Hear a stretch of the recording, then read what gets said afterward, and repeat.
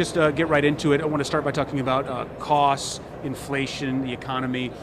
What are a couple of key things that you think need to be done to get inflation costs under control? And what do you think of the president, the way he approached it tonight? Well, one of the worst explosions of costs for the American people have been with gas prices, energy prices. If we could be more self-sufficient on energy production, that would go a long way towards addressing the needs of families, of farmers who are dealing with input costs, and a host of manufacturers across the United States. So right now we're still buying 600,000 barrels of oil a day from Russia.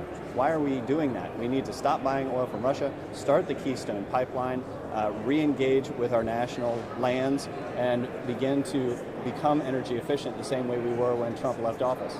How do you think that the president did on addressing voters' concerns when it comes to those specific things about rising costs? It was unfortunately very uninspiring. We had hoped he would rise to the moment, and he had some good points in his speech, but overall, the rhetoric was tired, and it was a laundry list of essentially the Build Back Better Act broken up into individual pieces. Someone needs to tell him. I was hoping, that Joe Manchin would stand up and say, I told you, the Build Back Better Act is dead, but he had to go through it for a half an hour, and it's going to meet the same result. Right.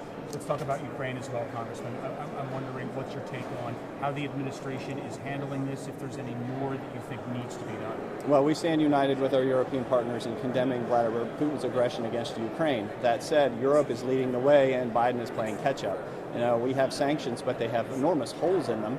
We are, not addressing Russian energy. We're not addressing the big banks in Russia. We're not addressing Putin and his oligarchs' personal funds, only around the edges. He talked about going after and making sure Russian airlines couldn't fly over the United States. That's great. That is not going to be a high percentage of Russian air.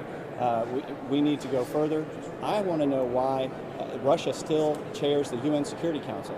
I want to know why Russia still has the Soviet seat on the Security Council. They never should have gotten it in the first place. These are bigger questions that now is the time for us to take those up and be aggressive in order to tell Putin he has to stop and reverse course with Ukraine. And one last thing, sir. Is there any one thing that you really wanted to hear tonight that you're just sorely disappointed you didn't hear?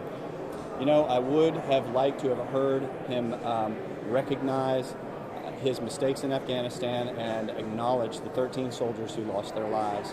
That is something that is inexcusable, and their lives mean more than to be ignored by this president.